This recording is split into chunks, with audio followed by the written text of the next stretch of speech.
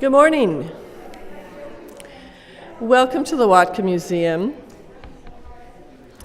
I'm Chris Brewer. As you may know, this is the final day of our Saturday on Ice speaker presentations. And these have been focused on our Vanishing Ice exhibition, Alpine and Polar Landscapes, which is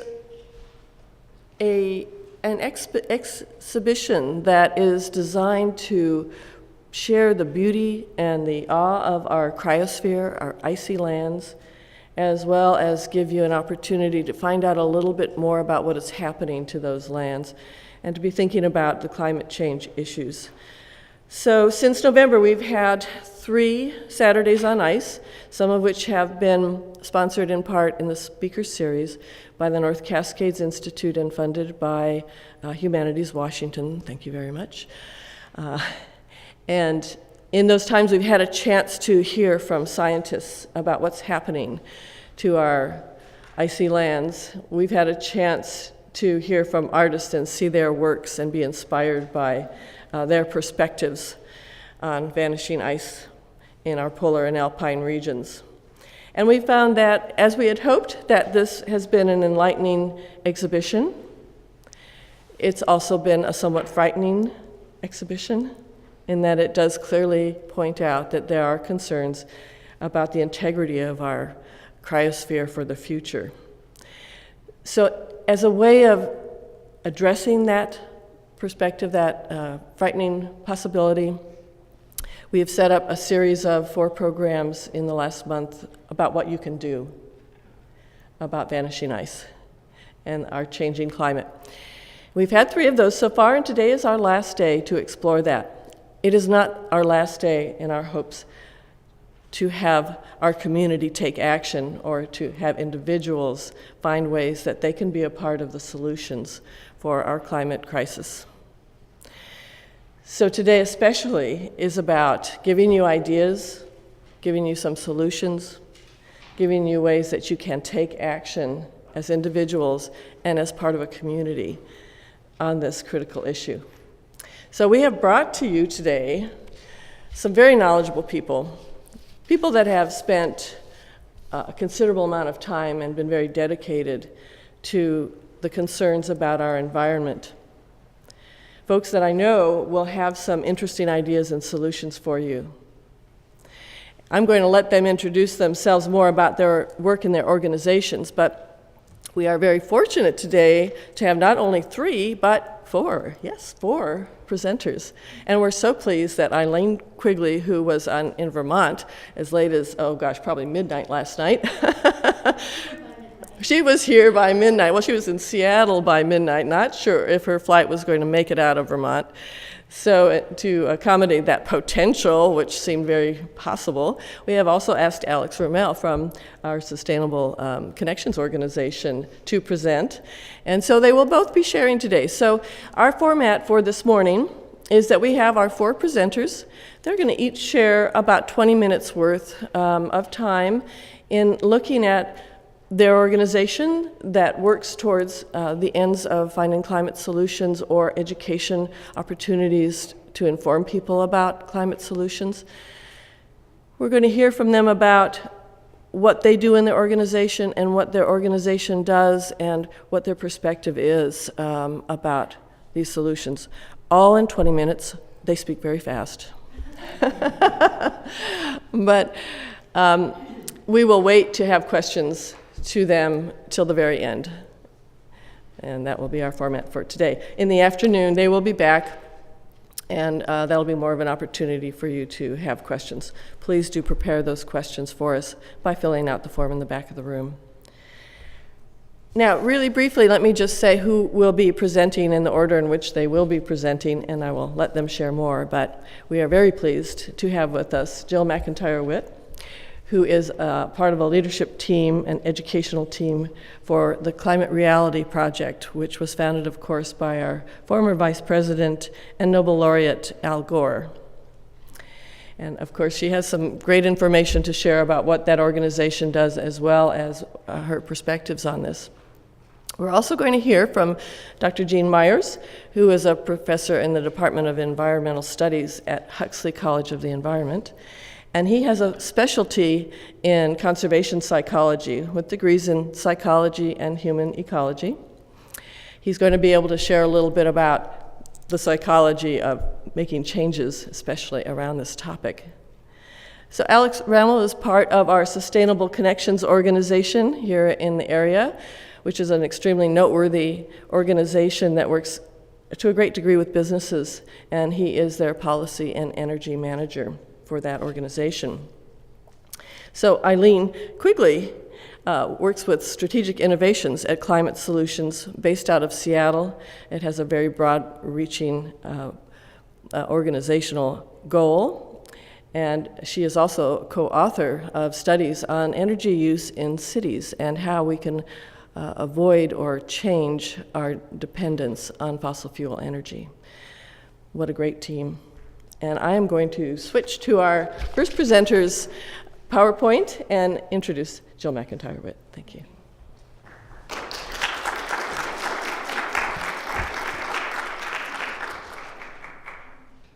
Okay. I'm sure. Let's see. Yep. Okay. I can't go back though, can I? You should be able to go back. Oh, okay. Thanks everybody for coming, and thank you to the Whatcom Museum and the City of Bellingham for recording this presentation for everybody that couldn't be here today. It's nice to have our talks available to the whole community.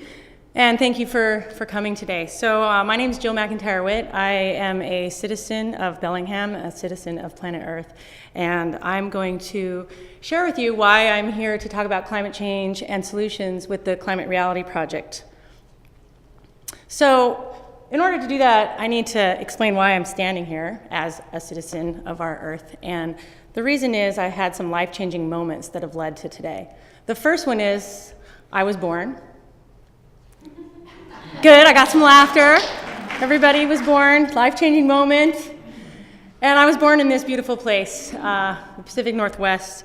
And my next pretty big life-changing moment was moving here.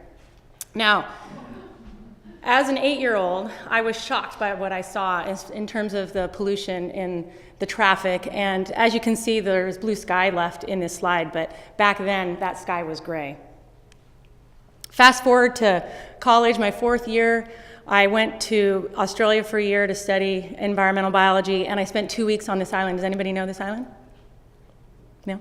It's Heron Island in the Great Barrier Reef, and life-changing moment to spend 2 weeks surrounded by hundreds of plant and animal species, all cohabitating in a very fragile environment, made me realize that this planet needs protected. Fast forward to coming back, I was at Cal Poly San Luis Obispo, and I had a class called World Food Politics. And back then, the professor said, well, in the next 25 years, our population is going to double from 3 billion to 6 billion people. This was back in 1989. I know, you're doing the math. I'm 48. Get that over with. So I couldn't believe that this professor was telling me how many people were going to have babies and when, and in 25 years the population was going to double. Well, it's more than doubled, and we're over 7 billion people. So the class was focused on how do we address feeding all these people, and how each person on the planet, what we do matters, was the focus. And he talked about how many gallons of water, for example, it took to make a hamburger. And in that moment of time, life-changing moment, I said, okay, I'm one person. What I do on this planet matters. I can make a difference. I'm no longer going to eat cows. So that was quite a while ago. And of course, I wanted to explore the world and help make a difference, so I joined the Peace Corps. Another life-changing moment, full of many moments, actually. My husband and I went to Morocco. And why was it life-changing? Because when you're living abroad, you really understand how the world is connected and we're all part of one planet. Life-changing. Fast forward to 2006. I happened to see this movie called An Inconvenient Truth. Raise your hand if you saw that movie. Fair amount of you. Al Gore created it. I think he was president for a day. Famous guy. Anyway, at that movie, if you guys remember, at the very end of the movie, there were some questions that he posed. He said, what if future generations could talk to us today? This is what they would be asking us. What were our parents thinking? And why didn't they wake up when they had a chance? So here I am sitting in the theater. I think I have never cried so hard in my entire life. And I could not get out of the Pickford until I was done. And the reason is because this is who was talking to me. So I knew I had to do something. And I told my husband, we were unlocking our bikes, I said, you know what?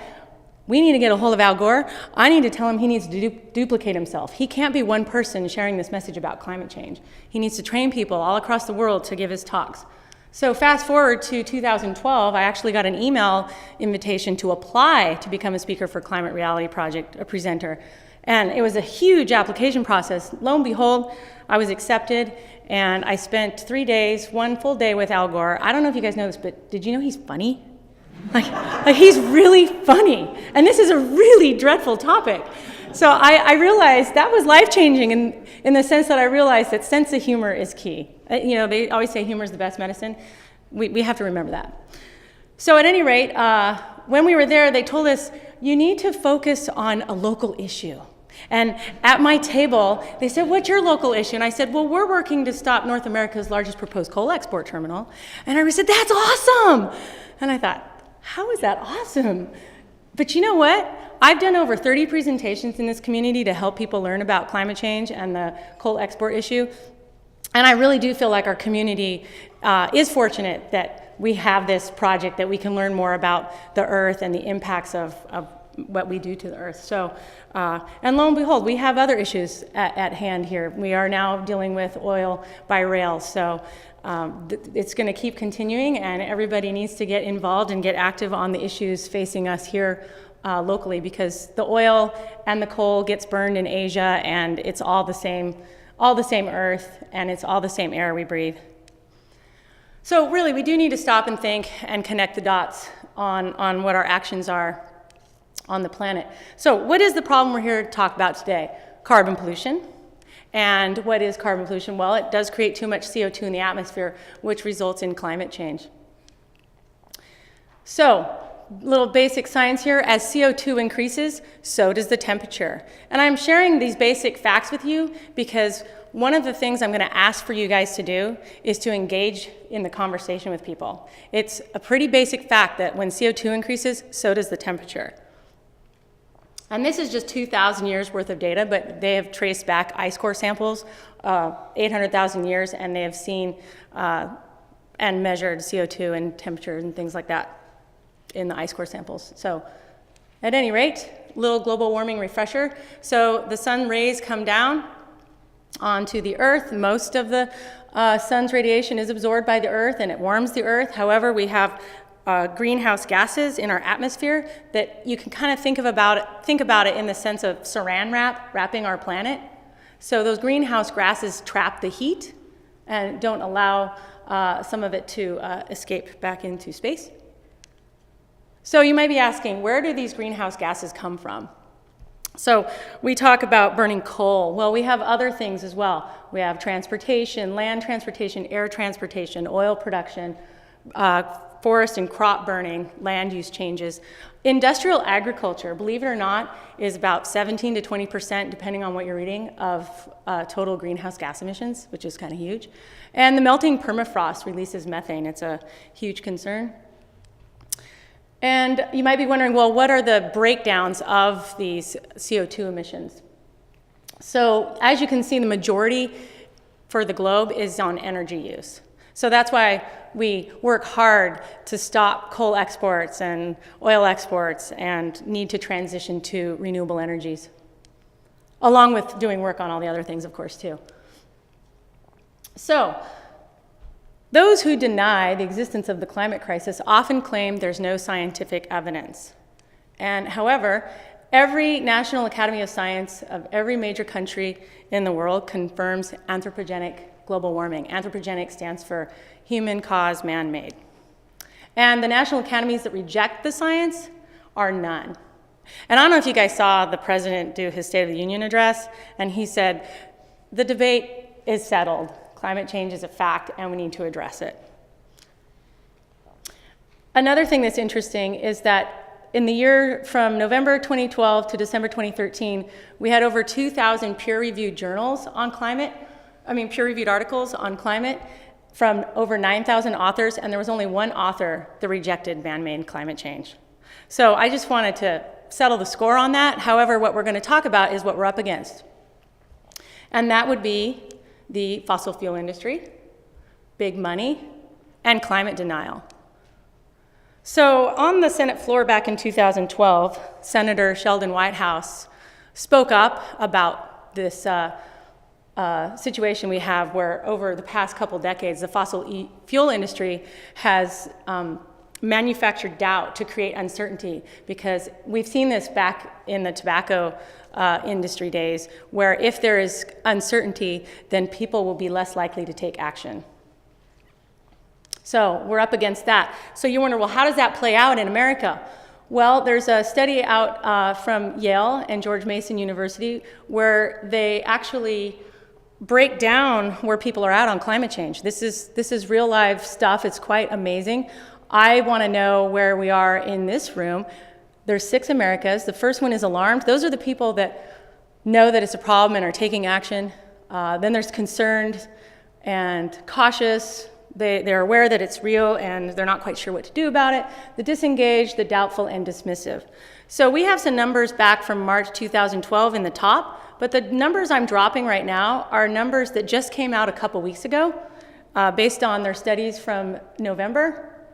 And so as you can see, the alarmed category has gone up from 13 to 16%, and as well as concerned. But as you can see, some of the ones that we want to go down have been going down. So disengaged and doubtful have gone down. Dismissive, however, has gone from 10% to 15%. Now, the bad news is, I'll start with the bad news. The dismissive are the most vocal, all right? The good news is the alarmed, the 16%, are the largest movement of people taking action on any single issue facing us in America. For example, we have gun rights, we have immigration, we have pro-choice, pro-life issues. All of those issues do not have that high of percentage of people taking action. So that's really the good news. So what are things that we have to take action on? Well, here locally in the Pacific Northwest, we have a lot of projects that are under consideration. This was from Sightline Institute back in May of 2013. That 7 new or expanded coal export terminals has actually dropped. We have stopped 3 of them, so that's a good thing. We also have oil pipelines and natural gas pipelines. And as you can see, the graph, the blue bar next to the proposed Northwest exports is the Keystone XL pipeline at full build out. So, there's talk about, well, if we stop that one, they're still gonna, have pipelines and oil by rail and stuff. The point is we need to keep fossil fuels in the ground. We need to stop the Keystone XL pipeline. We need to stop Northwest fossil fuel exports. And I'll talk about later as to why. So as far as oil by rail projects, Sightline put this out last fall. If you don't know, this is what we're up against. So we have 10 refineries planned or already built, which would have 22-mile-long trains delivering the oil to these refineries, which is about 800,000 barrels of oil per day. So if you're looking for something to get active on, this would be a pretty good topic. So let's focus about things that we are doing. Today's topic is on solutions, and we have all kinds of things happening around the world in terms of wind and solar, geothermal, and more. I really wanted to draw a picture about solar. And this is the solar photovoltaic production by country. And as you can see, China is off the charts. They're leading the world in the solar industry. And I think that that's important for the US to note, because look at us, we're the lowest. So we need to make a shift in that regard. We're just lacking the political will. Now, why in China are they going full bore on this? Well, that's because they have huge pollution issues, and the government does not want to have civil unrest, right? They need to address their pollution problems. It's so much easier to address the problems when they're visible, but climate change is something that's hard to see, aside from coming to the Vanishing Ice exhibit or seeing the movie Chasing Ice, where you can actually see the ice melting and have it really touch you inside to actually visually see what's happening with climate change. But what's amazing about the sun is that the amount of solar energy that hits the Earth in a single day could power the world for 27 years. So the bottom line is we do have the solutions at hand. It's whether or not we have the political will. This is exciting news. We don't see this in our mainstream media, but in 2010, renewable investments exceeded those in the fossil energy for the first time, which was huge. And it has increased. Last year, it actually dropped, but we have had an increase in renewables every year since 2010. So that's good news.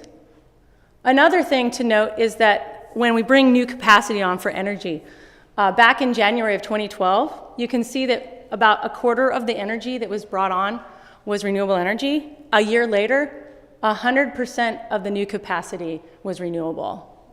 So you're probably wondering, okay, so what happened during all of 2013?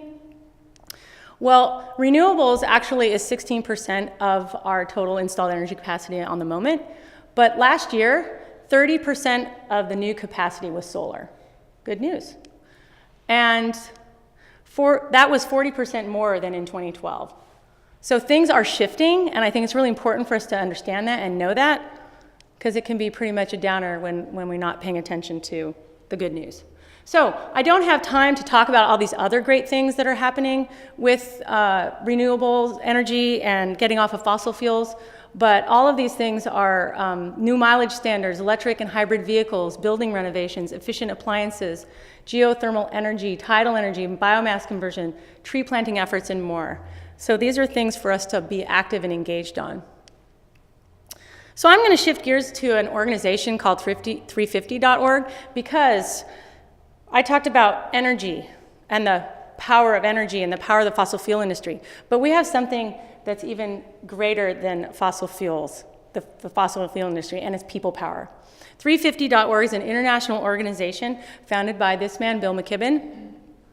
And did anybody come to the event back in May of 2011 when he was here, helping us to launch the coal export issue campaign fight? And anyway, this organization I've been involved with for 4 years, organizing here locally, and they have events annually. They'll pick a day, and this day, back in May of 2012, was Climate Impacts Day. And we had Mayor Linville come out and dedicated the day to Climate Impacts Day. It was her first time since she was elected that she spoke opposing coal exports. So it was a pretty big day. Anybody in the audience that was there? A couple of you, great. So 350 has been organizing around the Keystone XL fight. And this is really important to note because back in 2011, Obama was about to, he has the power to say yes or no to the Keystone Pipeline. And he, back in 2011, was faced with over 1,253 people got arrested in front of the White House in 2 weeks. And that was the largest act of civil disobedience in recent history. So he kind of decided not to say yes to the pipeline. And then in November of 2011, 15,000 people surrounded the White House. And shortly after that, a few days after that, he issued for a review from the State Department on the XL pipeline. So people power does matter. That was back in 2011. It's 2014. We still don't have a Keystone XL pipeline. We actually had the State Department issue a final environmental impact statement last Friday, and within 72 hours, over a dozen environmental organizations, oh wait, this is the march, 50,000 people back in February a year ago. Somebody wanted to sponsor my trip there. I told them they had to offset the carbon emissions from the airfare, so, but I helped with 350.org with that march. But since Friday, last week, within 72 hours, almost 300 events were scheduled within 72 hours across the entire country to send a message to Obama to say no to Keystone XL pipeline. And I actually had my computer crash, so I didn't have any access to email. So we were able to get over 100 people out just simply through social media in 72 hours in minus 32-degree weather and wind. So anybody there at the event? Nice. And actually, New York City had 300 folks turn out, and Bill McKibben was there, and they had snow. So granted, people didn't want to go out in the snow, but on a per capita basis, we clobbered New York City. So hats off to Bellingham. I'm focusing a little bit of time on an extraordinary event that happened in November 2012. This was the day after Obama was elected. And this was the 350.org Do the Math Tour. Was anybody there that was in the audience? Yeah? And this was a tour from Bill McKibben that went across the United States to over 20 cities to talk about divestment from fossil fuels. And the reason is, we're fighting legislation and dealing with all that, but we also need to deal with the fossil fuel industry. Because at the end of the day, the bottom line is, if it's morally wrong to wreck the planet, then it's morally wrong to profit from that wreckage. And we've seen divestment work in the case of the anti-apartheid movement in South Africa. So this launched over a year ago, and there were 3 numbers that were spoken about there. One was the number that all of the scientists and well, maybe not all the scientists, but the political parties across the entire globe agree that we can't warm the planet more than 2 degrees Celsius. So right now we've warmed the planet almost 1 degree Celsius, and these are the things that we already see with almost 1 degree. Record Arctic sea ice melt in summer 2012, it was nearly half of its normal levels of melt, 30% more acidic oceans. Now moving forward, every 1 degree Celsius temperature increase will result in 10% crop yield decrease. And then we have extreme weather events, which are very costly, over $60 billion for Hurricane Sandy back in 2012. So the other 2 numbers are 565 gigatons, and that's how much CO2 we can put into the atmosphere to reach 2 degrees Celsius, all right? But the other number, the staggering number, is the amount of oil reserves that the fossil fuel industry has told us that are still in the ground, which is 2795 gigatons CO2. So we need to leave 80% of the fossil fuel reserves, known reserves, in the ground. That's the battle. So with the divestment campaign, there are over 350 campuses across the country that have launched, and some have already committed to divestment. 100 plus cities are running campaigns. Seattle was the first city to commit to divestment, which was very exciting. And Western has launched a campaign. And if you're interested, if you're an alumni, you can, there's a sign-up sheet at the table over at the, or a student over at the exhibit, at the Vanishing Ice exhibit, if you want to add your name to the petition there. So the last portion of this presentation is, what can you do? So let's make some lemonade, because I know we have some lemons. Fossil fuel industry is big battle here. So you guys all have a sheet of paper. This is for you to take home. But I want you guys to take just a few moments, because we have busy lives. I want you to close your eyes and think about the fact that we need to make change. So everybody close your eyes, and I want you to think about the things, it's a new year, 2014, the things that you want to stop doing in terms of your lowering your carbon emissions. And then I want you to think about what you want to keep doing. And then I want you to think about what you want to start doing, 2014. So I'm hoping, I have some images up here, and I'm hoping that none of you have these on your list. I hope you've already stopped those things. I know you've stopped plastic bags, but single-use consumption is the message I'm trying to get across here. So hopefully you're on the way to having a less consumptive lifestyle. Then of course there's things like turning down your thermostat. We should not be cooking in tank tops in the winter, right? So I hope nobody's doing that. We should put a sweater on, right? All right, so here's some things 2014. If you haven't done so already, smart trips. We also have the Community Energy Challenge, which you can hear about later. And if you haven't done so already, you can check a box on your Puget Sound energy bill for green power. It costs a little bit extra, but that's something that everybody should do. And then maybe you want to install solar panels. Better yet, maybe you want to convert your car to an electric car. I ran into this guy riding my bike. I stopped him. I said, I got to take a picture of your car. He said he converted his Bug to an electric car because it only cost him $6,000. He's like, it's so expensive to buy an electric car, but we can do this. Now, granted, he owns he's an electrician, but still. I just think that's pretty cool that he converted his car to an electric car.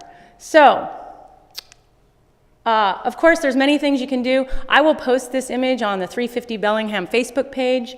I think this is a great image to print out and post on your fridge to start a conversation with your neighbors that come by, different things you can personally do. But it's more about changing light bulbs. We need to do much more. And the first thing is speak up, all right? We need to challenge denial. You saw there the vocal ones. We need to be vocal. It's not like we have to have a shouting match. But if you consider it like the gay rights movement or civil rights, you wouldn't tolerate somebody calling somebody a derogatory name, right? In the line, a stranger, you would call them out on it. So it's time that we start talking about the issue and challenge denial. Who here's on Facebook? How about Twitter? So all of you that raised your hand, which was pretty much everybody, you are all now online organizers. So I challenge you all to post articles on solar energy, post articles on renewables, post articles on calling out the fossil fuel industry. Join organizations like Climate Reality. They have a ton of actions on their website, climaterealityproject.org. Some of you might be members of Sierra Club. This is an image from their planning meeting a couple days ago. So Sierra Club's busy. They're working hard on all kinds of fronts. And number 2, deepen your commitment. Put a climate change filter on everything you do. If there's one thing I ask you to walk away from today is when you wake up in the morning, think about how you're going to spend your day and look at your carbon emissions impacts for that day and see if you can make different choices to lower your carbon emissions. And of course, divest from fossil fuels if you have investments in that industry. So, number 3, be determined. Changing laws is more important than changing light bulbs. Tell your leaders this matters to you.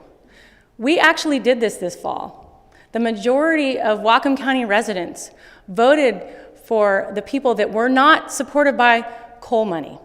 So we have that opportunity to use our voice as a vote and to vote in people that care for the environment and aren't supported by like the coal industry. That's really important. Getting money out of politics is a very difficult challenge, but we should at least be paying attention to who's giving the politicians the money and let them know that we don't stand for that. The other thing, just do something, right? In order to make change, we need to have education and awareness to bring that about. So on your sheet, you have a whole list of websites to get informed on climate change, a whole list of websites to be inspired on renewable energy, and then we have a whole list of websites on websites that you can take action. All right? And I wanted to leave you with this quote because I think this sums it all up. Everybody is part of the solution, and so we must be the change that we wish to see in the world. Thank you.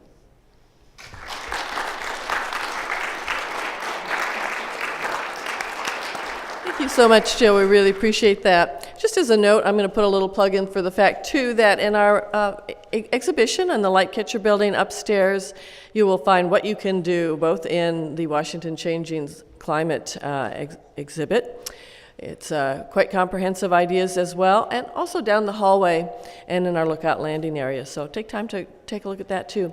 Again, thank you, Jill MacIntyre Witt, and please welcome Dr. Jean Myers.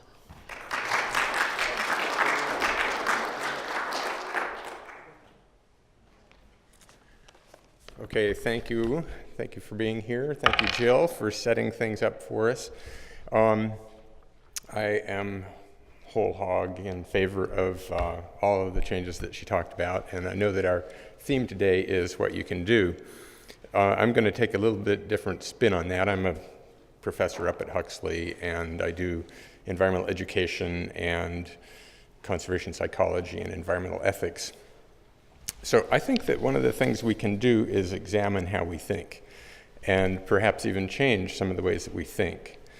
And there are some familiar approaches to that or tags on that. What I'm going to offer today is looking at how we think about the morality and the ethics of the situation. I'm going to take a different angle at looking at denial, and I'm going to talk a little bit about frames that we use to encapsulate the issues. So Thinking about these things, it seemed to me that we're kind of caught between the right thing to do and the human thing to do, which of course sometimes are the same, but sometimes are not. So it calls for some orientation. So what's the right thing to do? This is the moral take on it. There's, from a wide variety of moral frameworks, there's quite a clear convergence that any generation on Earth has obligations to the future. We also have indebtedness to the past, whether we like it or not. We might imagine ourselves from the standpoint of not being born yet, not being part of the world yet, not that first event of Jill's, wondering how do we want the world to be arranged? Because we don't know what generation we're going to be born into. You might fear the worst. There'd be a rational thing to do.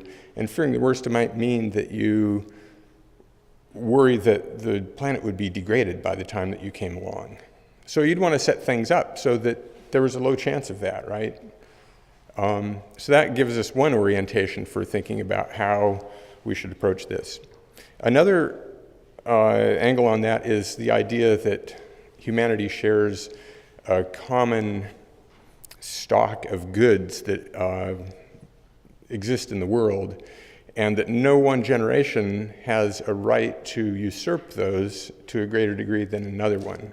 So every generation has an obligation to pass on a biosphere that's as good and as plentiful and so forth as what they inherited. So these are two really broad ideas that give us the reason that we should think about the ethics of the situation. The discussion on this goes quite a bit deeper. I mean, one question that we're faced with is, should developed nations like ours, industrialized nations, take the lead? Historically, we've made a lot of the mess, and so one could say, well, we should clean up the mess. Another approach we could look at is that the atmosphere has a certain amount of capacity to absorb carbon, and we've used up our share of it already. So that would suggest that we should take the lead. It wouldn't be fair to do otherwise, and it probably also wouldn't be fair to just let every other nation look after their own problems, the impacts that they suffer from climate change now and in the future. It wouldn't be fair because those impacts happen, or likely to happen, and already happening on poor nations that don't have the resources to adjust, and that instead the developed countries do. Resources and responsibility for this issue are not evenly distributed. They're not fairly distributed as it is. So there's some restitution or recalibration of things in light of fairness that should be undertaken. Another question is, should we just go for figuring that we can adapt to climate change? We've got faith in our technology, we've got faith in human ingenuity. We can mostly make up for what's going to happen with our technologies and other means later on. Or should we start now? So the first question there was about developed nations should take the lead. This is the question, should we start it now? And it's a little hard to defend the idea of delaying it, although there's debate within policy circles about how important adaptation is and how much we have to invest in that. Well, that could be a self-fulfilling prophecy, right? We could make the situation we have to adapt to much worse if we don't reduce emissions now. Also, if we reduce emissions now, we are in a much more favorable position because we can do it more gradually. We won't face as dramatic or maybe as abrupt, hopefully not, changes as we likely would if we keep emitting carbon. So decreasing in a gradual way is what we probably should do. We also already have, as we just heard, beneficial technologies that we could introduce immediately. And in fact, the first steps of reducing emissions are likely not to be a net cost, but to be a net economic gain because of the kinds of reinvestments in various technologies and trades and so forth. And there's a lot of solar panels to be put up and some really clever devices for financing that, making it very feasible for an average person to do it. So on the face of those issues, the moral obligation is only greater. There's some very promising ideas in ethics. One of them is faith-based stewardship. This is gaining ground very rapidly, and these are, of course, our religious communities have very deep roots in their faiths and their beliefs, and as members of those communities extend their concern in this direction, I think that's a very promising approach. Another one is virtue ethics, which is an ancient Aristotelian and other thinkers approached ethics from a virtue point of view, which asks how ought we live? What is the best life, both personally and collectively? And so you define character traits that typify virtues. So each person is then responsible for cultivating those in themselves. It's kind of like Jill's carbon filter, you know. I'm responsible for putting that carbon filter on all of my actions because my own moral upstandingness has to do with the virtues that I cultivate. I don't want to be known as a dishonest person or a liar or a cheat or a criminal or something like that, you know.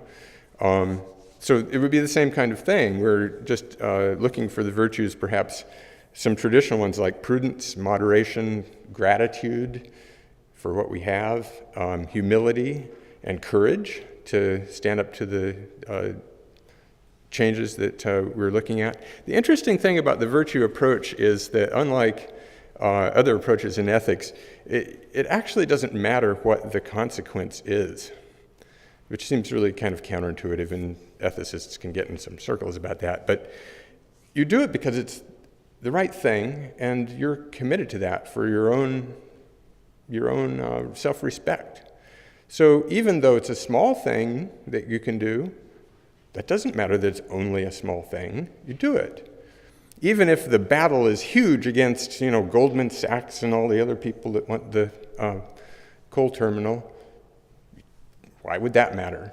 You know, just because it seems hopeless is not a reason if you have a virtue approach to it. So you would persist and so on. So we're a moral species, and we can imagine what it's like to be the other person, to be the member of a country that's already being swallowed up by sea level rise, or understand that fairness and justice ought to guide our approach to the future.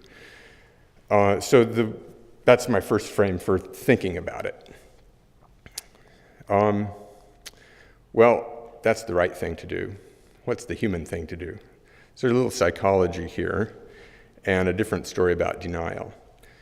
Denial not in the sense that we see it in this kind of really hard-bitten skepticism and vocal denial in that last circle on the 6 Americas, the ones that managed to get in the press, but the fact that we, for the most part, are living a kind of double reality in the developed world where we know about this, but our everyday actions don't reflect that nearly to the degree that it should.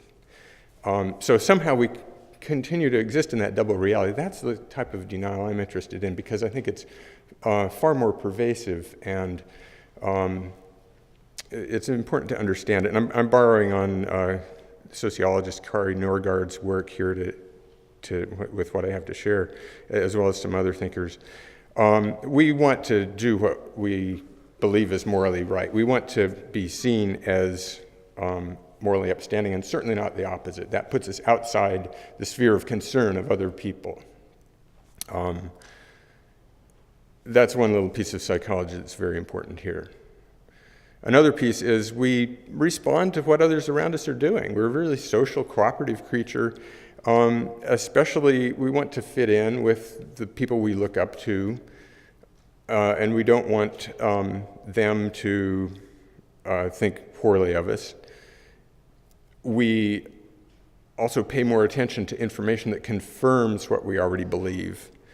And in fact, we're happy to find information that refutes challenges to our beliefs, right? So they've done little psychological brain studies where they give people an argument that they agree with, and then they give an argument that goes against that, challenges that, and the brain does not go into a rational mode. It goes into an emotional arousal defense mode. But then when they give information that refutes the challenge, the pleasure centers go off. So it just confirms what we kind of know, you know? So we want to be morally right. We want to be like others. We are biased to confirm our beliefs. All these are not inevitable, but in the case of climate change, we can see how they're reinforced by our social groups. So we have conversational norms. This gets back again to changing the conversation. Where in your world is it okay to just talk about climate change? Hopefully someplace, maybe most likely with people that agree with you, but often we have ways of avoiding it. You know, it's hard to talk about. Or just be cynical and tough, or divert, or change the topic. We also have ways of managing the emotions that we have around this. It's hard to suppress emotions. If you're faced with difficult emotions, it's much easier to reframe them, to put your focus on something else, or say, well, you know, let's just use some humor here, or control the information that's coming in, or give myself some excuses.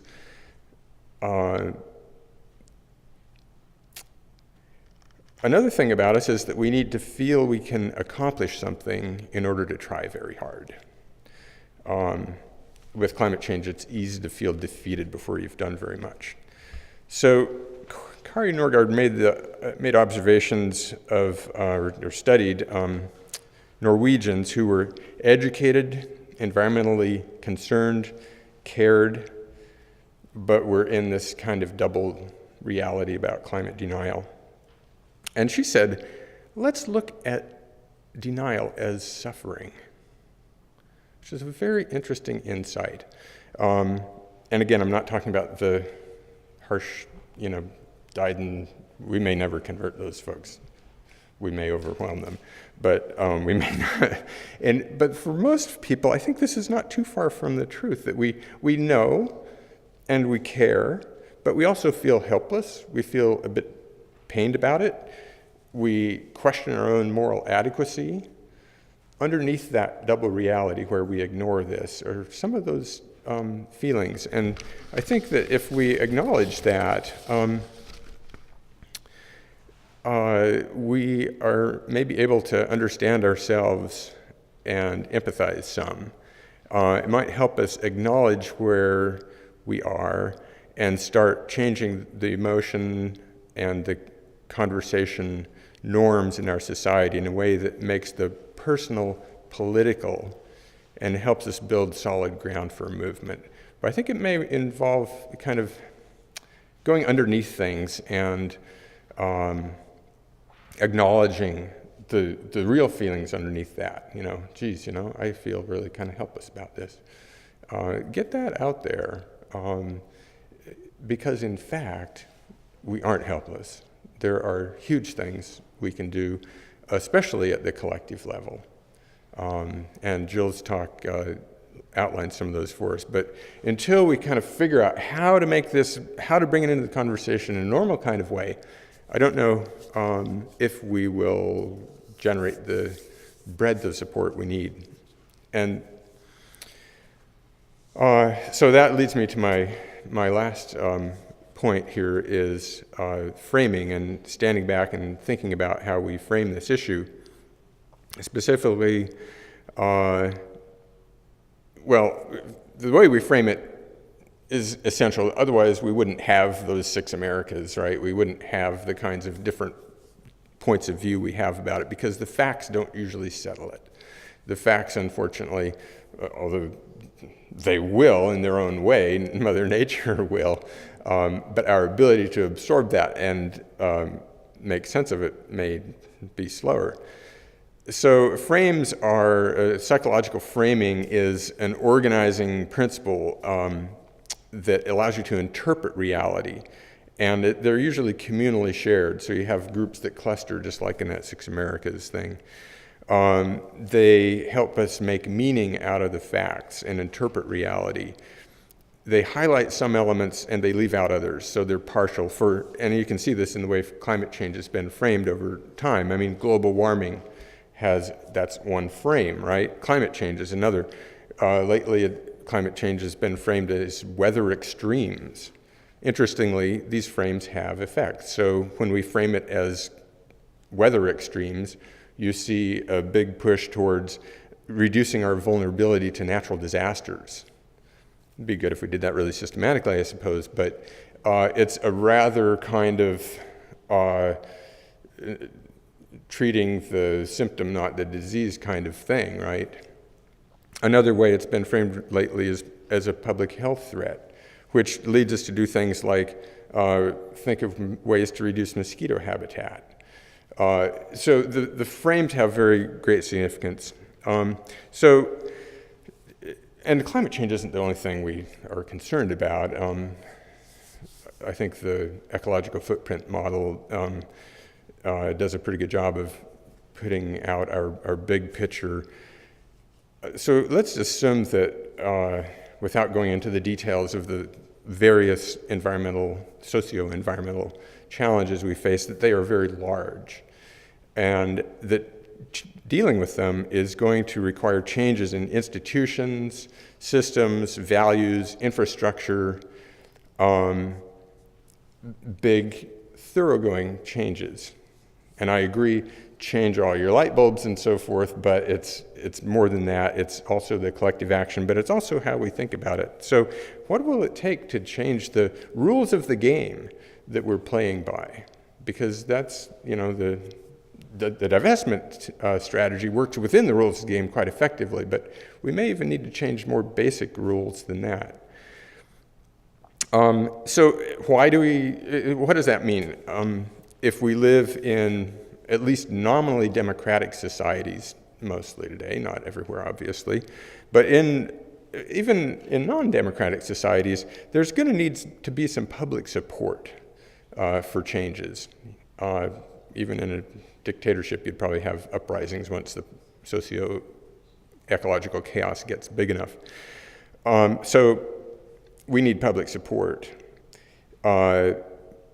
That requires changes in how people think and feel about their ways of life and the alternatives.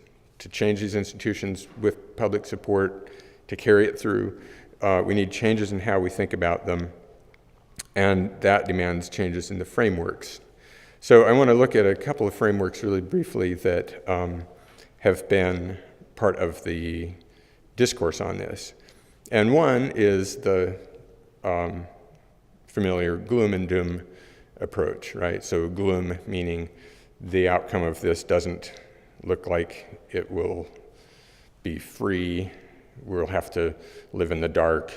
It will involve sacrifice. The doom part is things will be very bad and there might be not much we can do about them before it happens. Now, this is a framing that psychologically is problematic. It makes us blameworthy. The developed world has no right to protest this because we brought it on ourselves. It suggests the future lacks freedom and happiness, which are core values in this society. There'd be restrictions and unpleasantness and so forth. So these are ineffective because they leave people powerless, and they lead to us just focusing on how I can feel okay about myself, which might take the form of denial or wishful thinking or fatalism or we just kind of forget about it. Humans tend to be averse to losses, and this suggests that there are losses predominantly. We want to believe we can have everything, but more than anything else, we don't want to lose what we have. And at this point, we've been given the idea that we can have many different choices of every different kind of consumer good. We can fly wherever and whenever we want for the most trivial kinds of things. So the gloom and doom scenario goes against this human aversion to loss. It's hard for most people to pick up on, right? Now you could say, okay, well, there's another positive, inspiring, hopeful story that we can tell instead, and that's no doubt very important. This story says we can be happier, more powerful, and have more freedom without material goods, because the real sources of happiness are relationships, using our talents, finding meaningful work, giving. Those are things that people look back on and are glad they did in their lives. We might be more free, we might have less work, we'd be less tied into competitive consumption, we'd have time wealth instead of time poverty. So framing these changes as beneficial rather than sacrifice has a couple different variations. One is we can just keep going with the systems as they are because our technology will innovate and so forth. Well, the problem is that probably doesn't go far enough in terms of changing those institutions that I was talking about. In fact, it depends on them. So that version of the hopeful, inspiring story has some difficulties. Or we might say that a different variation of this is that we are not actually benefiting from the present. In fact, it's bad for us. And there's psychological evidence to support that. So in other words, to give up what we have is actually no sacrifice at all. That's unfortunately got some problems too. It's condescending or patronizing towards people, and people don't like to feel like they're being manipulated or patronized or having their autonomy and so forth violated. So the problem with that alternative narrative is it may dismiss either the seriousness of how much needs to change or the seriousness of people's perceptions about how many different and conflicting things they value in life and want to have. So my point on this is that I think we can't deny that there are losses entailed from the kind of lifestyle that we've been living. We can't just pretend that it's going to be a costless kind of thing. There are going to be sacrifices. We tend to think of those as just a negative, bad thing, that somebody's taking something from me, or I have to give up something I like. But the root meaning of sacrifice is to give up something of value for something of much greater value. If you think of classic examples of sacrifice, that's what it means. So we can re-envision our dreams and goals in this society around this if we can define what that higher value is. And quite arguably, it is following those moral intuitions we have about what we should be doing. That means we acknowledge that there's things we're going to give up, but I think that the trade-off is pretty obviously for the greater good. So, thank you.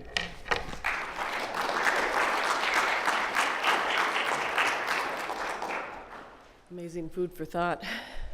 So we'd like to introduce Alex Ramel.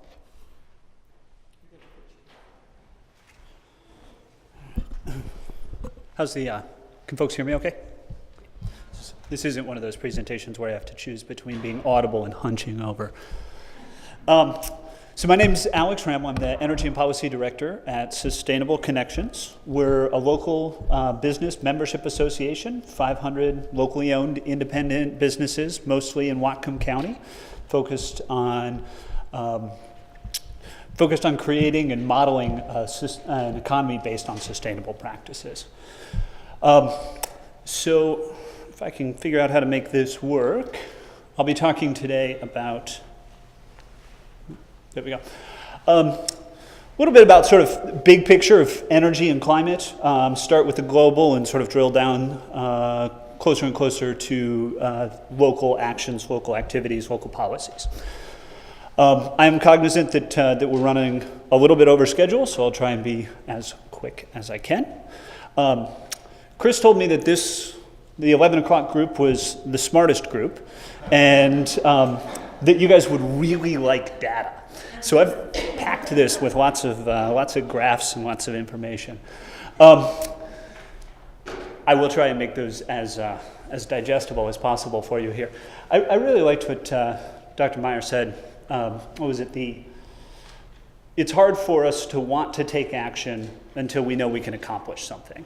And so the first information I wanted to start with here, especially when we're talking about a topic that can sometimes be as dismal as climate change, is to start with this research, and it's getting a little bit dated. It's now 8 or 9 years old. This was done by researchers at Princeton, and it's kind of a classic in climate change, but it's definitely a goodie. This is armchair analysis of the really big picture, and can we solve climate change as a planet? Is our global society capable of taking on this challenge? So what they did here, if I can make that work, there we go. So they said this is the path we're currently predicted to go in terms of greenhouse gas emissions escalating over time. And down here is where we'd like to be. We can quibble about where we'd like to be, and they may have picked a number that was still a little bit too high, but they picked a number, and then they looked, for purposes of the argument, let's start with what they picked, and then this difference is about 7 billion tons of carbon dioxide emissions a year. And then they divided that 7 billion tons into 7 wedges, each 1 billion tons. For a sense of scale, Washington State as a whole produces about 10% of one of those wedges in terms of greenhouse gas emissions. So they said, this is where we are, this is where we'd like to be, and there's seven steps. And what are the 7 things that we could do that would solve, that would each accomplish one of those wedges, and are there even 7 of them out there? And the answer is that, again, back in the napkin sketch here, there's at least 15 things based on technologies that are available right now, things that we could do with no new research, no new development. These are things that could be done right now that would each achieve one of those 7 wedges. We need 7 to reach climate stabilization. There's 15 options. So some of these are things that we may choose to disagree about. One of them is double nuclear power output and replace coal with nuclear power. Some of us might agree with that. Some of us might disagree with that. Point is, there's 14 others. If we choose, that's not the one for us. None of these are easy things. These are big things. The first one up here is increase the fuel economy of 2 billion cars from 30 miles a gallon to 60 miles a gallon. That's a lot to do. But over a 50-year period, is that achievable? I can't imagine not. So these are big things, but it's a solvable problem. Climate change is a problem that if we put our minds to it, we can solve. Another study, this one came out last year, that this one really excites me. This was done by some researchers at Stanford, and what they looked at was just the state of New York, and they looked at the energy infrastructure. And they said, let's imagine an ideal scenario, like how do we get to what we would really want? And they set a really high bar. They said, in the state of New York, we're going to provide all of the electricity for the entire state with wind, water, and sunlight. And not only are we going to provide all of the current electricity needs, but we're going to make sure that all of our heating that's currently done with fossil fuels is also done with electricity from those clean renewable sources. We're going to have more electricity use there, and we're going to provide that electricity with wind, water, and sunlight. And we're going to do the same thing with our transportation infrastructure. All of the cars need to be electric vehicles. All of the trucks need to be electric vehicles. All of that electricity has to come from clean sources. And we're going to think about where do we site these things, not just do we put up windmills, but where.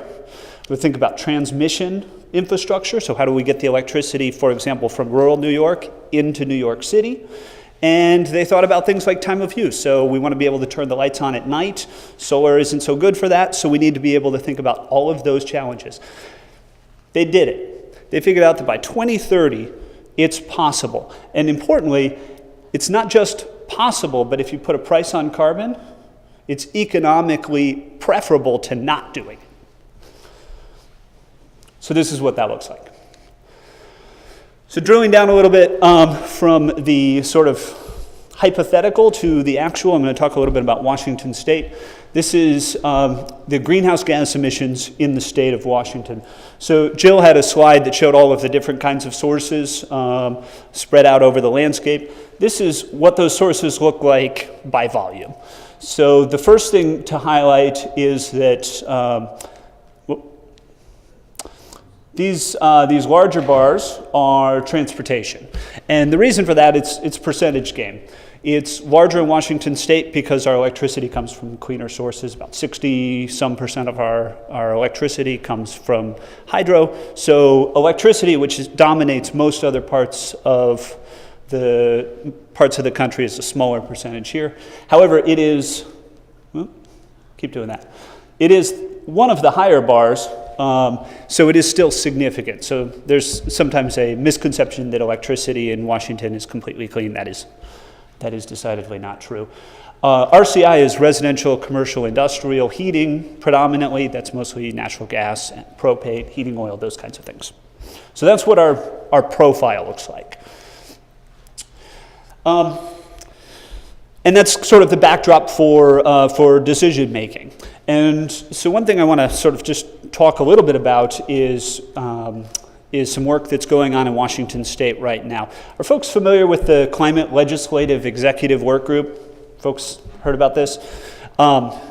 So you've probably also heard the joke about getting a clue. If I were to make that joke, I'd be about the 100,000th person to make that joke, which is impressive since their scope is only in Washington and they only started last summer. But these are the folks who are serving on that work group. And what this is looking at the goals that Washington State had set for reducing our greenhouse gas emissions. And Governor Inslee came into office and said, all right, we've got these goals on the books. What are we doing about them? Let's sit down and work out in a bipartisan legislative and executive group. Let's figure out what's being done, what's working, what else we need to do if we're going to hit our goals. And I think an important thing for folks, particularly in this community, to recognize is that the two senators on this group, Senator Erickson and Senator Ranker, represent North Bellingham and the rest of Whatcom County, and South Bellingham and Skagit and San Juan counties, respectively. And so our community is disproportionately represented on this committee. We have an important voice in this discussion, which is happening right now in Olympia. So these folks met over the course of last year and looked at the data, looked at the policies that are in place, what's working already, and this is the beginning of that. So this is greenhouse gas emissions. This is our business as usual trend. Those typically point upwards, population growth, those kinds, increased energy demands, consumption, etc. Business as usual trends upwards. The orange line, if we had a magnifying glass, we could see the impact that federal policies have had on reducing our greenhouse gas emissions. The blue area here is policies that have been implemented in Washington State. Single biggest policy impacting that is the Renewable Portfolio Standard. You might know it as Energy Independence Act or I-937. And I'll talk about that a little bit more in a couple of minutes. So you can see that we're still not on track to meet our 2020 goal, but I think it is also worth noting and saying thank you to our policymakers for getting us a good ways already. What What this work group then looked at was a handful of other policies that have been implemented successfully in other states, and said, what can we learn from what other states are doing? And there's about a dozen policies on that list. The two biggest, most significant ones are a carbon tax or a cap and trade systems, which are different ways of putting a price on carbon. And you can see that with policies implemented either in California, which is the red line, or British Columbia, which is the purple line, we could be on our way to meeting the 2020 goal on time and well on our way towards meeting 2035 and 2050 goals. So I'm going to switch a little bit and keep talking about, start talking more about local activities, local actions, and things that are sort of the quick fixes, the low-hanging fruit that we can select here, that we can work on here in our community. Talk about energy efficiency, renewable energy, and concept that may be new to some folks, a district heating plant in Whatcom County. So I promised to talk about I-937, excuse me, ahead of myself here. This is from the Northwest Energy Coalition. This is looking at energy efficiency and what is already being accomplished in Washington State and the rest of the Pacific Northwest. So the pink line is load growth, population growth, plasma screen televisions, more data servers, et cetera, increased electricity consumption that's anticipated in the region. And the yellow line is the actual, what we're headed for, rather, the projected, based on the blue triangle, which is energy conservation that we're expected to achieve. And what I want to emphasize is that policies already in place with our utilities and with our state government are well on their way to achieving most of our load growth with conservation. And a piece of that is Community Energy Challenge, which Jill mentioned earlier. This is a program that I work on as a partnership between Sustainable Connections and the Opportunity Council. How many folks here have work at a business that's been through the Community Energy Challenge or have had an energy assessment at their home? And so you already know how this works, and hopefully you would recommend it to your neighbors. Essentially, the Community Energy Challenge is intended to make it as easy as possible for homes and small businesses to figure out what makes sense to do in terms of energy efficiency improvements in their buildings, and to help get those projects completed. So it works as a one-stop shop where you get an energy assessment, and then that energy assessment helps you figure out whether it makes sense to put solar panels up first, or weatherize the house first, or replace your windows.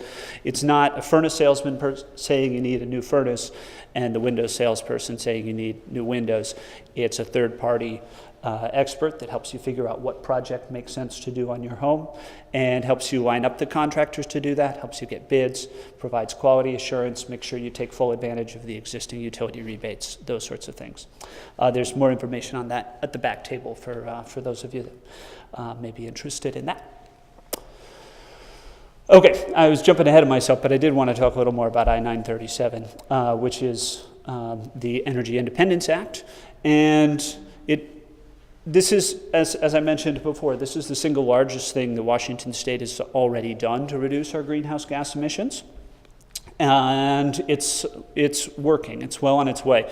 The goal is to increase the percentage of electricity in each utility's portfolio to 15% by 2020, and there's incremental stair steps along the way.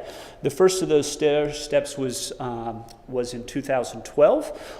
All the utilities that are covered under that law achieved or exceeded their goal. And one thing to just highlight for folks, because this is a frequent question about this, is that hydropower does count. So that you will frequently hear people complain that I-937 excludes hydro and doesn't count hydro as renewable. What it doesn't count is old hydro.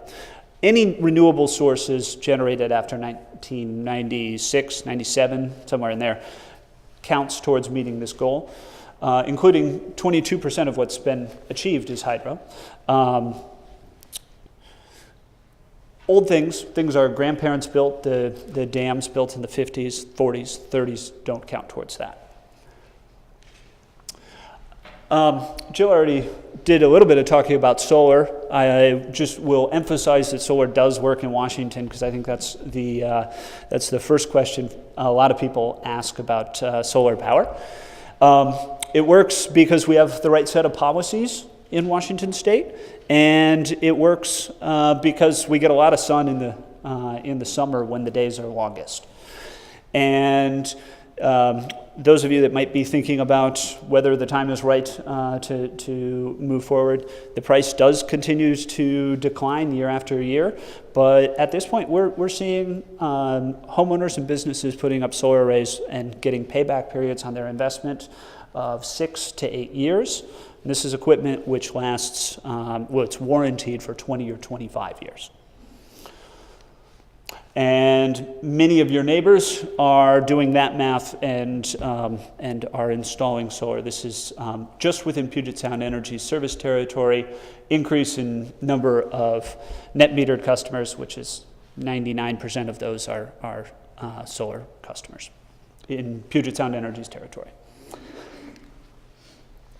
And the last thing I want to talk about, because I have your attention and I get to, is district energy in Bellingham, which is not something that is the first thing that most people think about when they think about climate change. But this is the single biggest opportunity to reduce greenhouse gas emissions in Whatcom County that I'm aware of, and it's important. There's two pieces to this. The first is, and so I'll describe them separately. The first starts at Western Washington University, which already has a district heating system. They have a natural gas-fired plant on campus and pipes running all over campus to all of the different buildings, pumping steam that they use to heat those buildings. They're contemplating a revision to that system, which is prerequisite to what I'm going to talk about in a moment. They'd have to replace those pipes and start using a hot water-based system. That's an expensive improvement, but it will save them an enormous amount of energy and money and reduce their maintenance costs over time. So keep that in mind, and I'll come back to that in just a second. There is also, as I'm sure all of you know, a plan worked on between the port and the city of Bellingham to develop the former GP mill site. Eventually they could have as many as 6 million square feet of developed space. That's planned to happen over about 25 years. So this is what the site looks like right now, and what I want to draw your attention to is the natural gas power plant that's down there.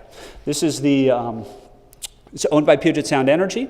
They burn natural gas. It's on about 40% of the time, and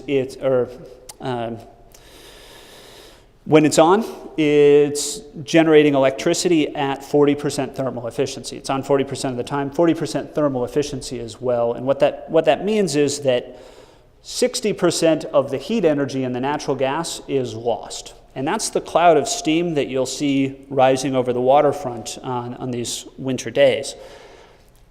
And what I want to emphasize for everybody here is that the amount of energy in that plume of steam is sufficient to heat all of the buildings we're ever going to build down here, all of Western Washington University, and a good chunk of downtown to boot. And we can capture that energy. The plant was actually built to capture that energy back when GP was in operation. That's technically feasible. Pumping it around is technology that's been employed in cities all over the world for more than a century, and it's completely technically feasible to do this. And the time to do it is now. While we're redeveloping this site. The complexities to doing this are financial and have a lot to do with the difficulty of providing the phased build out. Essentially, as they build the first building down there, they're going to want to have a heat utility to provide to. Those challenges are are being tackled by the City of Bellingham's Public Works Department. Freeman Anthony is an engineer there who's working on this, and I just want to make sure that folks in the community are aware of how big an opportunity this is and how important it is, so that when they bring that presentation to council, that folks are supportive of it. Because this is, like I said, the biggest opportunity to save greenhouse gases in Whatcom County. I always like to thank the businesses that work with us at Sustainable Connections for their support for our programs. And I guess we're saving questions to the end. And I do just want to say thank you to Chris and the folks at the museum for putting together this event, and also for putting together such a fantastic show in Vanishing Ice. It's great. Thanks so much. Thank you, Alex, for the work that you do and your organization does in our county. And I am really pleased that Eileen Quigley said she would come to us from Seattle to share what Climate Solutions does. I'm doubly pleased that she actually made the trip after landing here at midnight, or in Seattle at midnight. So I did also want to say that we will do some questions after this. You can also save those questions for the panel at 2 p.m. if you plan on coming back, and there are slips of paper at the back which you can fill out with questions. That said, know that Eileen may or may not still be awake at 2 p.m. And so the time to really catch her is after this presentation that she's going to give now. She'll be very happy to answer your questions at that time. Thank you.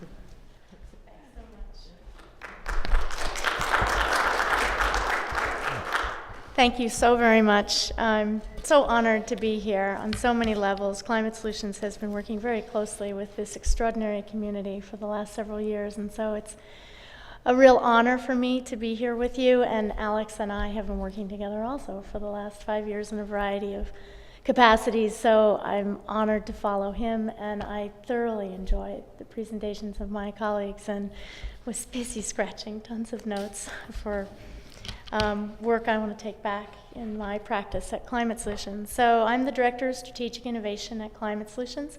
Climate Solutions is a nonprofit organization. We've been around 15 years working on practical and profitable solutions to global climate change. And I am going to talk at the end about the programs that I oversee. I've divided my remarks into 3 parts. I'm going to talk about the immense opportunity and imperative that drives what we're calling a West Coast strategy, and how Climate Solutions is working on that West Coast climate strategy, climate leadership strategy. I'm just going to describe briefly the 5 critical factors that we see at play that explain why we think the West Coast is where it's at this time of national paralysis, and what contributes to our believing that we might actually achieve our goals. Sorry. I don't have Alex's problem. And then I'm going to briefly review the solutions, since I think the part of my talk was also supposed to be about solutions. So I'm going to very briefly talk about the solutions that my team is working on. And then, as Chris mentioned, I'm happy to stick around if people have questions about anything that I say, since I'm going to go very quickly, since we're running late, and there's a lot to say. So starting with the immense opportunity and imperative.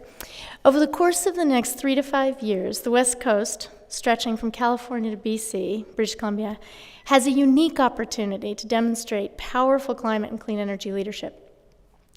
This region is the 5th largest economy in the world.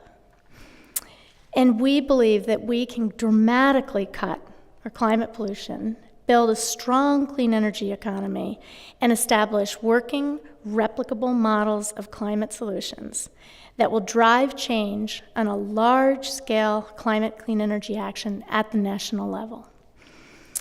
If we play our cards right, and we work very, very hard, we can achieve the following goals. Advance the most ambitious and integrated set of climate and clean energy policies in North America to create a West Coast bloc that drives the market to stop unlimited and free dumping of carbon pollution by fossil fuel polluters. Our priorities, our policy priorities, are binding limits on greenhouse gas emissions, a price on carbon, and a clean fuel standard. as well as protecting and building on existing and successful renewable energy standards in the region, specifically I-937 and other renewable portfolio standards.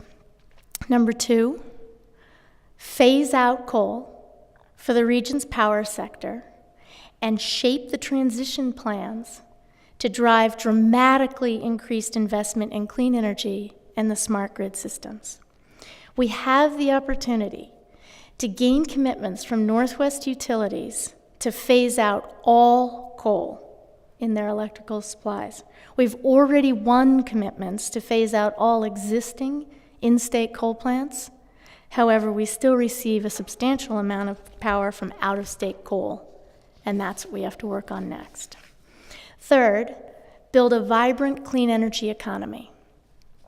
Strong climate policies and the phase out of coal will open up an unprecedented market for clean energy and fuels, more efficient energy use, and the accelerated investment in cleaner transportation and energy choices. So the West Coast can be an enormous proof point for the viability and economic power of a sweeping transition from fossil fuels to clean energy. Why the West Coast?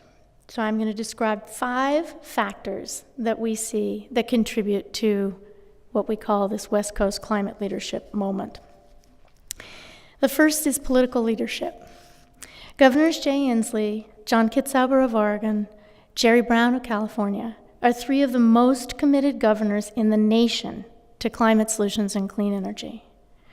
They're working closely to develop a cohesive regional climate agenda through the Pacific Coast Collaborative, along with the leadership of British Columbia. And on October 28th, these 4 leaders signed an ambitious framework for action. It's called the Pacific Coast Climate Action Plan. And they united the 4 jurisdictions in a set of significant unified actions. Number 2, there's already action to the north and the south. California and British Columbia each have already priced carbon. There's a cap and trade system in California. There's a carbon tax in BC. They've also adopted clean fuel standards. So the focus is now shifted to Washington and Oregon to adopt the carbon pricing system. Not only can Northwest states join the progress already underway in California and British Columbia, but British Columbia and California need us to join so they are not outliers in an uphill battle against the fossil fuel industry. I would add that with the regional greenhouse gas initiative that exists on the East Coast, which has united several of the states in the Northeast, including New York, we have on either sides of the country, in the most populated areas, significant carbon pricing options. And my hope and view is that if we are able to achieve in the next 3 to 5 years the same block on the West Coast that we have on the East Coast, it becomes a lot harder for the rest of the nation to not end up in some sort of carbon pricing mechanism, which, as you all probably know, we attempted to legislate federally and failed.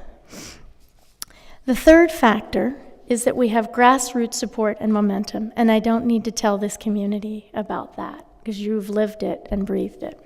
Over the past 3 years, proposals to export over 150 million tons of coal through the ports of Washington and Oregon created an unprecedented grassroots movement to oppose coal companies' proposals.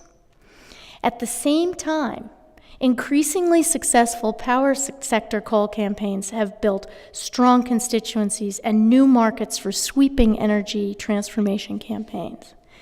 This energized and very well-organized base is hungry to support solutions, and they can deliver organized support for a West Coast climate leadership. 4, coal transition. The idea of completely phasing out of our coal out of our power supplies is gaining momentum. Our coalition has already achieved early shutdown commitments in Washington and Oregon. 2 utilities in the region rely heavily on out-of-state coal, and with many of those plants aging and requiring substantial new investment, We have a series of opportunities to dramatically reduce coal consumption. Our region is well positioned to demonstrate the viability of full transition to clean power supply in a way that works for communities and grows good, sustainable jobs throughout the region. 5, we have a history on the West Coast of leveraging policy leadership for national action. West Coast states have long been leaders in climate policy, clean energy, and energy efficiency development and deployment. Regional collaboration at a modest scale has proven vital in some important policy vectors like the Clean Cars Initiative and emissions performance standards, both of which ended up driving federal policy victories. We believe that this West Coast initiative would take collaboration to a new level. So Climate Solutions, along with a host of other organizations throughout Washington and Oregon, has made turning this vision and leveraging this West Coast opportunity our top priority for the next 3 years, 3 to 5 years. In the next 3 years, we have the following 3 goals at Climate Solutions. 1, win climate policies in Washington and Oregon to cap and price carbon and create a West Coast leadership bloc from California to BC that results in substantial emissions and carbon reduction. 2, stop all proposed coal exports from the Northwest and harness the coal export campaign to support West Coast climate leadership.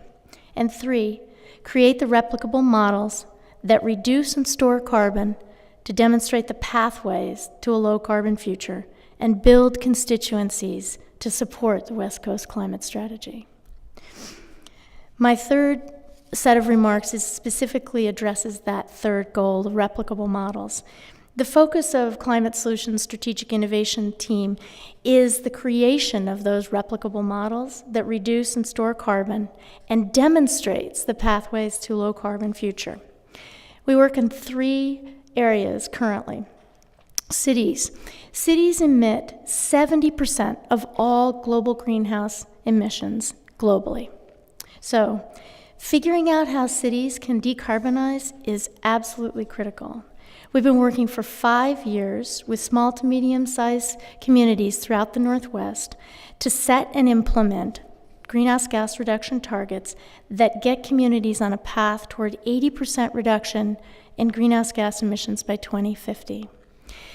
The carbon wedge work that Alex showed you from Sokoloff et al. At Princeton, that particular methodology is exactly the methodology that we use in the New Energy Cities program. We do carbon wedge analyses for every community. We map their energy and their sources and uses, and then we develop a set of customized strategies and tactics based on the high-level categories of transportation, consumption, waste, energy efficiency, etc. And then we help the communities figure out how to do them in 5-year, 10-year, 15-year, 20-year increments. So we break it down so it's not quite as intimidating as it might seem. And we've been talking extensively with your colleagues here at the City of Bellingham and also at Whatcom County about possibly bringing that work here. Next program is in transportation. So after removing coal from the energy mix, which is the greatest source of GHG emissions, we must radically alter the carbon content of our transportation fuels. So we have a program called Sustainable Advanced Fuels, where we're accelerating the development of sustainable low-carbon alternatives to petroleum fuels in the Northwest to achieve significant reduction in carbon emissions from liquid fuels and build an viable advanced fuels market in the Northwest to power our planes and our boats and our fleets. Third, carbon pollution removal. While it's paramount that we double down and reduce our greenhouse gas emissions in every way possible, unfortunately, in the spring of 2013, we surpassed a grim milestone of 400 parts per million carbon dioxide in the atmosphere. So we know that we must also work extremely hard to remove carbon pollution that we've already put up. And to do that, we must rely on our natural systems to take carbon out of the atmosphere. So our Northwest Biocarbon Initiative works to establish the Northwest as the leading incubator of biological carbon storage and to determine the policies, best practices, and business models that are needed to scale globally so that we can address climate change. by focusing on healthy forests, greening our communities, the carbon storage properties of soils and agriculture, organic waste, and blue carbon, which is the carbon storage that you can find in the oceans and other wetlands. So I want to thank you very much for taking the time to come out on this gorgeous day for this very important topic, and I'm more than happy to take questions on anything that I discussed, and I'll definitely will stick around for at least an hour or so, but I think I've been away for 10 days and getting my daughter settled at Middlebury College, and now it's time for me to spend some time with my son.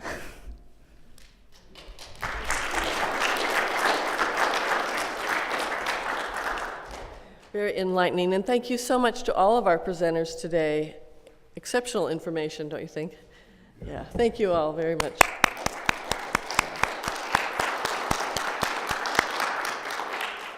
So yes, we have gone slightly over with all of our wonderful comments and sharings. What we had hoped to do, I think it's been intriguing, and I appreciate that you've all been here and so enwrapped with the conversations. I do feel like if those of you that need to leave, you feel welcome to do so. But those of you that would like to ask a question, I think we're happy to answer questions, and you can direct them to specific individuals if you like. This is for Eileen. I was interested in what kind of carbon dioxide storage are we talking about in addition to our forests? Well, so there's a wide variety of ways that we can use different natural systems to store carbon. So in cities, it's greening the cities as much as possible, green roofs, using bioswales, which are carve-outs in the concrete for planting, treeing, as much tree planting as can be done in cities, essentially taking whatever opportunities you can to replace concrete with some form of natural infrastructure will help reduce carbon, will remove carbon from the atmosphere. There are some very interesting studies. Well, there's very interesting studies in both soils and agriculture as well as in blue carbon that are showing that the growth in the areas along the shorelines in both the saltwater and freshwater areas plants are storing much more carbon than plants growing in soil. So there's a whole new interest in what can be done with what's known as blue carbon. So it's the storage of plants that are growing in and around water.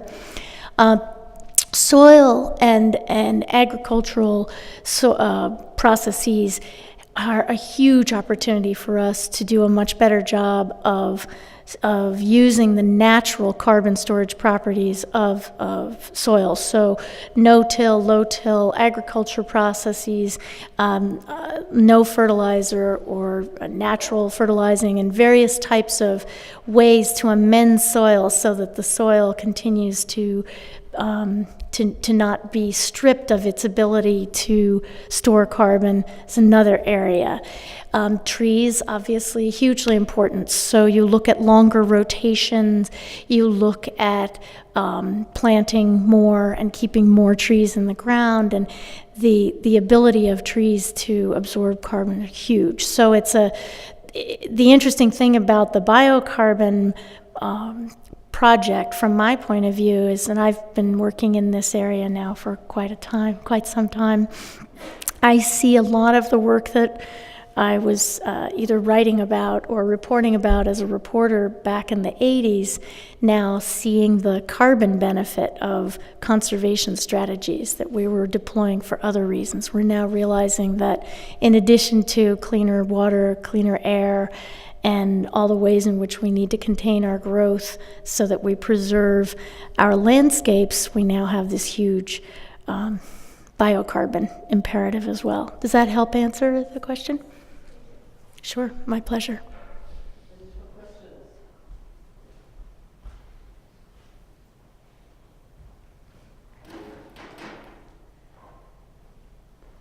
Going once, going twice. Thank you all for being here. We hope to see you again at 2 p.m., or you can always catch these videos on the BTV 10 channel. Also, it's on our City of Bellingham website. You need to go to Education and look for BTV 10, and videos are available there. They are also available on vanishing-ice.org. Thank you all for being here.